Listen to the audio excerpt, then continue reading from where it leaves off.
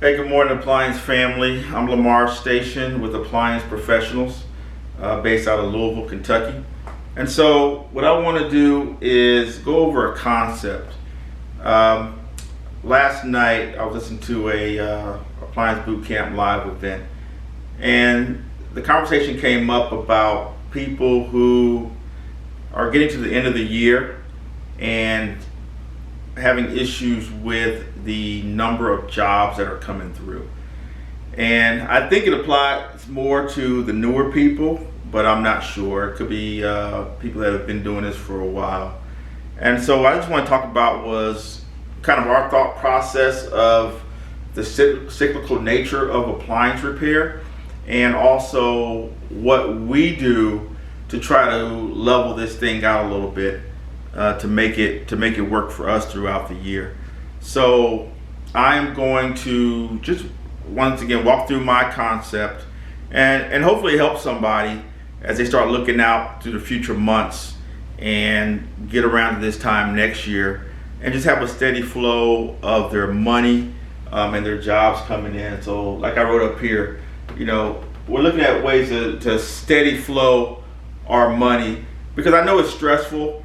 You have a family, you get around the holidays, you're going to spend more money on gifts and things of that nature. And you just want to make sure your money's right. That's very important. And as we know, the spouse are looking at us like, hey, you say you're getting in this appliance business, and we're going to be making all this money, and now we're sitting here, and I'm kind of concerned. The bills are still coming due, and things of that nature. So let's get started. All right, so conceptually, I'm a big concept guy. So conceptually, I drew this out. And so what I call this is the appliance depot. All right, so yeah, I'm running off the Home Depot kind of naming convention there. But appliance depot, I look at my business flow as a store, okay? And I look at it as different products within my store that are going to be cashed out for revenue at some point. All right, so let me show you how I set this up. So the first thing is, this is the appliance depots. This is our store. These are our aisles. So I have aisle C1, aisle W2, aisle P3, and aisle A4. C1 is COD, W2 is warranty, P3 is property management, A4 is additional skills. And then over here what I have is, these are our checkout lanes. Okay, so right now we have COD, of course, which is immediate payout. We have January and we have February. So just work with me here. Okay, so the first thing I'm going to tell you is, when you look at how your money flows, you want to level it out, and you want money to be coming in at different times of the week, the month, the year.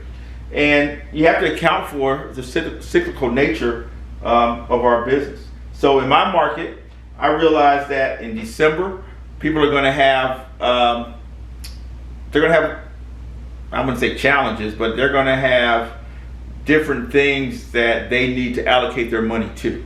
And so repairs may not be as important as it was when they kind of had unlimited funds to do whatever. You got 3 or 4 kids, they're looking at you saying, hey daddy, hey mommy, where's my gifts at? So you're like, okay, if I'm gonna go, pay for the $300 PlayStation or whatever, then I'm gonna kind of hold off on having my dishwasher repaired or something like that.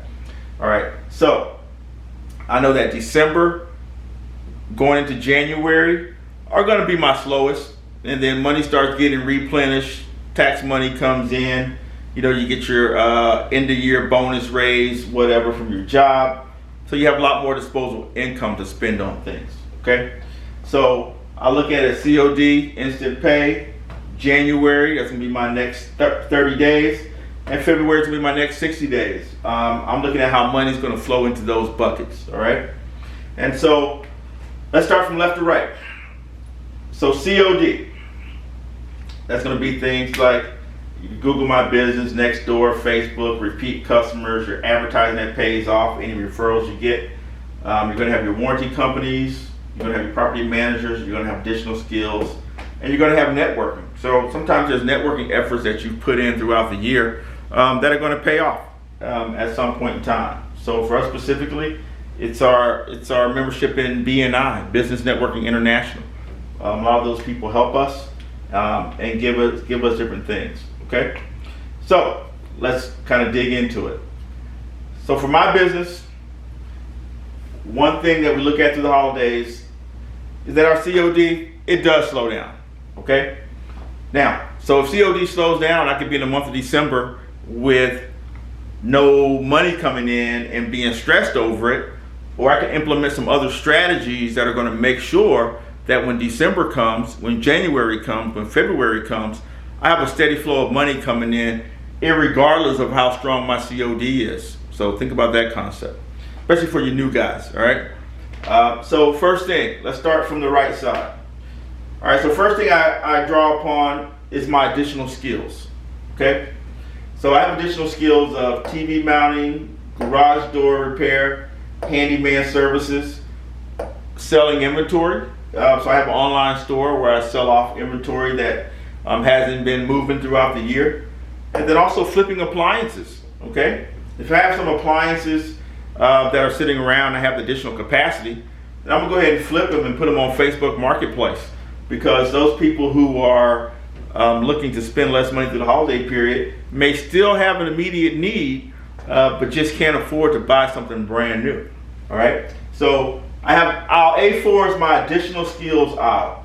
So my question to you is, what additional skills do you have that you can go ahead and translate into some dollars as you're looking at this period that may not be as strong on COD as you expect, or once again, if you're a new person, you're kind of ramping up these efforts to get your COD right. So with that being said, this last 2 weeks, we made a couple grand just on TV mounting, because although it's a slower period for appliances, this is the period where not everybody, but a lot of people are going and buying those bigger TVs. So like our TV mounting, 2 of those were 85s. One was a 75. They wanted wires hidden. One was a 55 that they wanted replaced, but they wanted that TV moved to another location in the house. You know, things of that nature. But it worked real well because it filled in the gaps of some of our appliance stuff. So it allowed me to just lift and shift and go do some of that. So now let's go to aisle P3, property managers.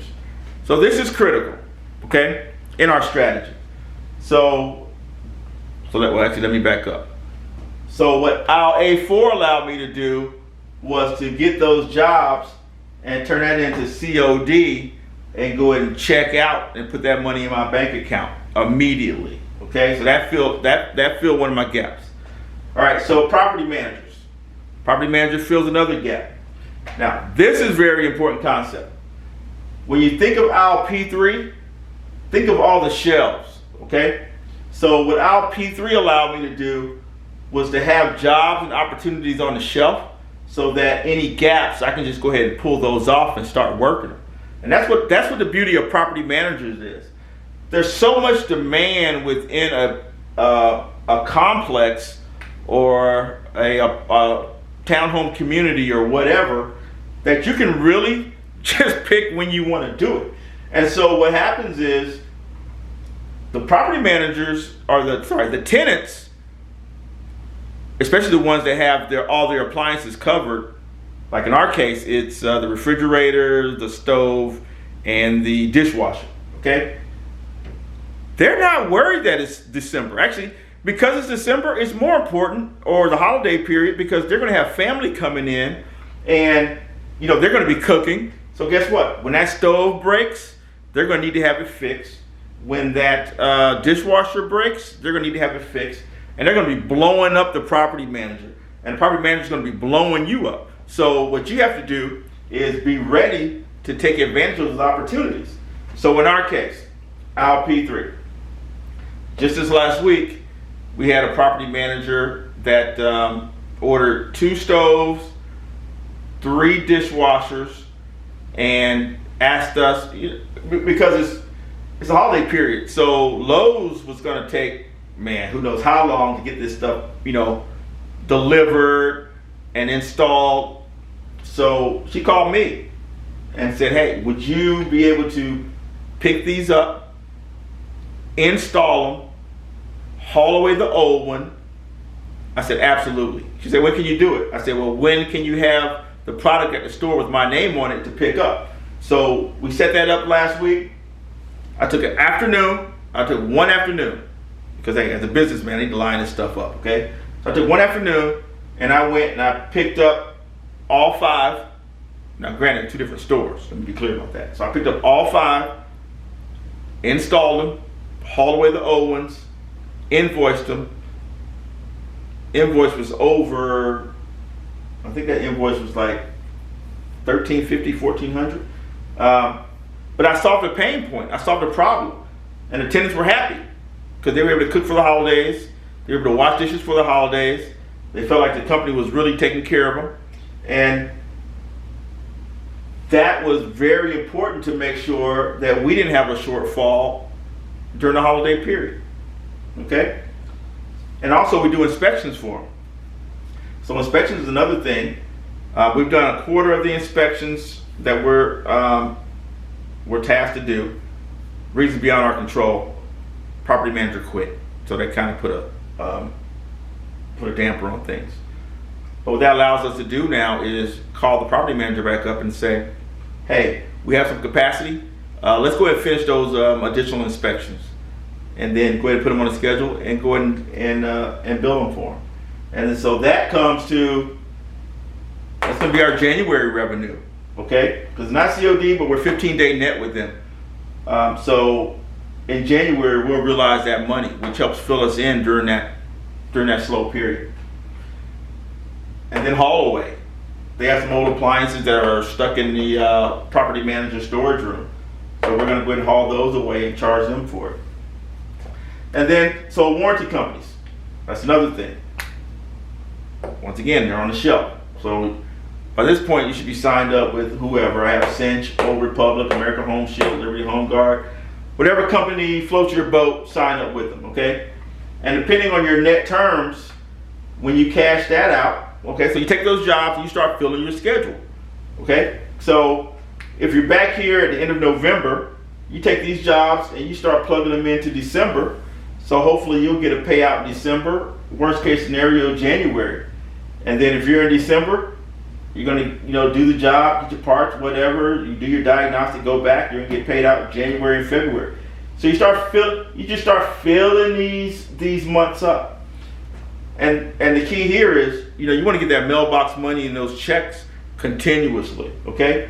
But you want to have stuff, like I said, on the shelf that you pick from, and then you start working.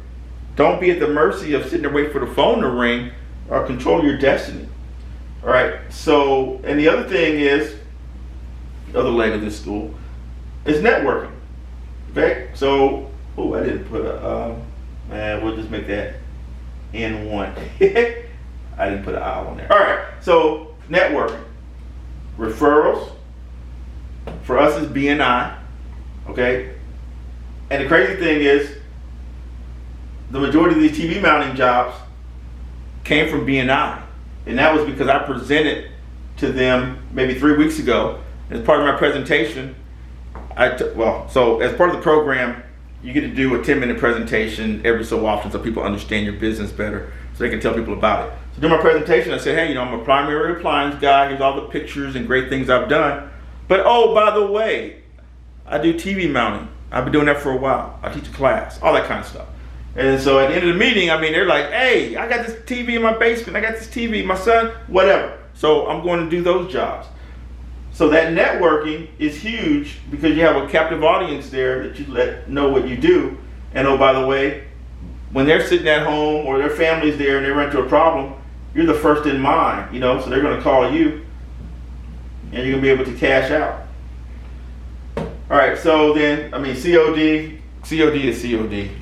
And like I said, for the newer guys, that might be something that's not going to sustain you throughout that period.